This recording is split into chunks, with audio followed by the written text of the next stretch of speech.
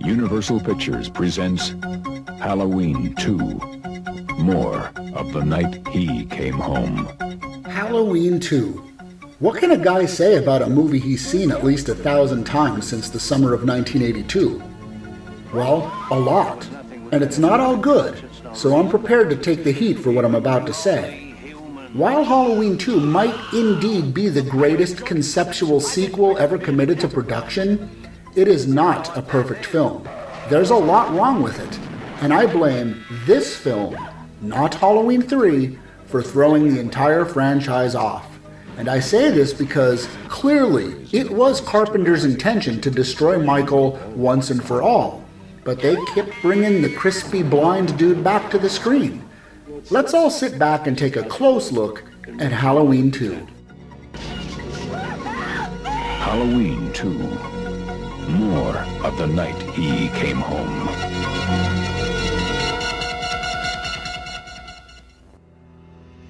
I'm Chaz Klimczak, and you're watching Klimczak's Killer Collection.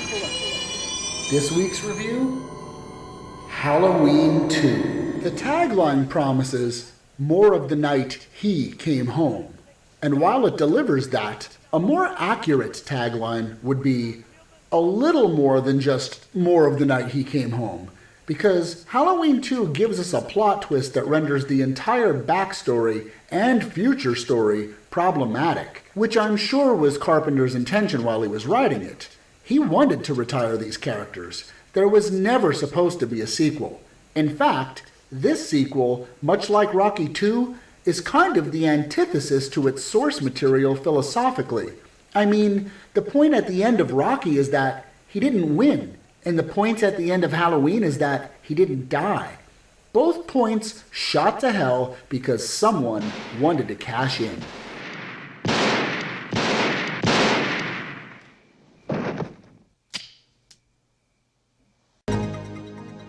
Halloween 2 opens with one of the greatest opening title sequences of all time.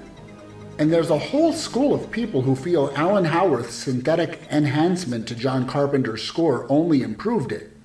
And I agree.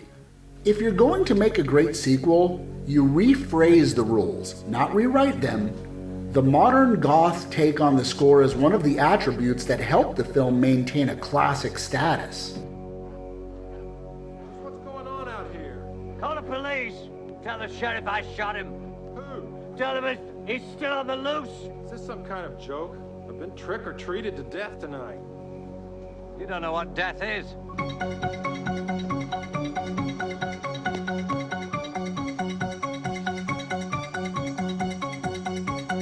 Halloween 2 is plenty atmospheric, and as far as quality goes, it destroys the competition. None of the dime a dozen slashers that came out in the wake of this film's source material ever achieved such greatness as this movie. The sad part is, most of them suffered from the same mistakes that keeps Halloween 2 from perfection.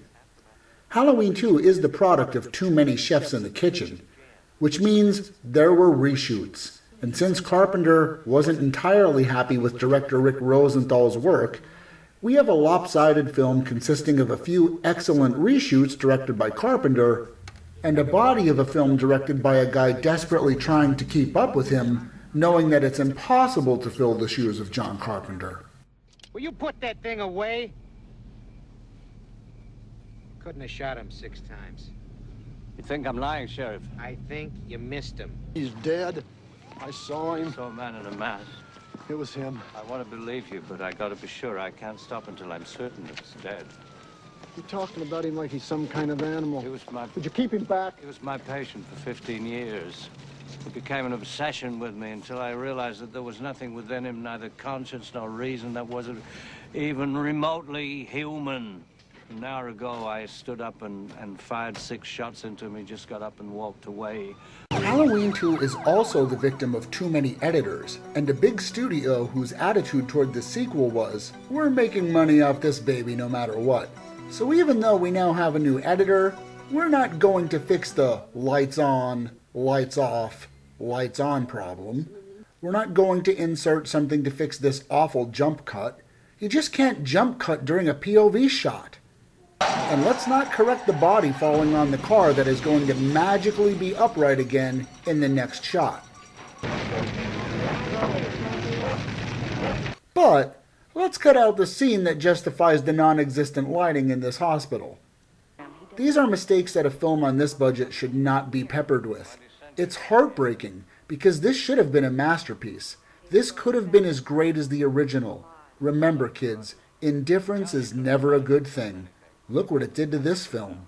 Now, I'm going to make a statement that many people disagree with, but I'm going to make it nonetheless. The only real place to go after this movie was Halloween 3, Season of the Witch. Anyone crying for the return of Michael Myers after his unmistakable obliteration missed the point. Good sacrificed itself to destroy evil. That's the note you end on. I mean, if the argument that Halloween 3 is invalid because it does not follow continuity, then the counter-argument is neither do any of the other crappy sequels. Because while you might be able to explain away the explosion and get him back for 20 more films, you can't explain away why he's not blind. Huge continuity flaw, which puts things into perspective. No matter what, people are going to believe whatever they want no matter what they actually see. Halloween 2 registers at 3.5 slashes out of 5 on the slasher scale.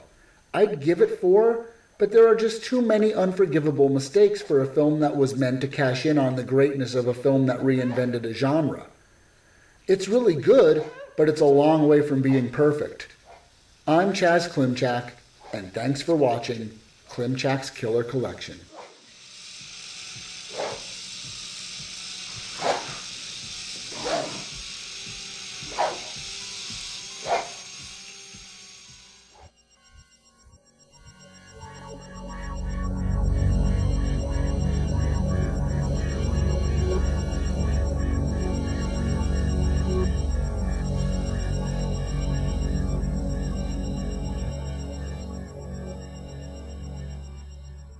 Night, Mr. Waba.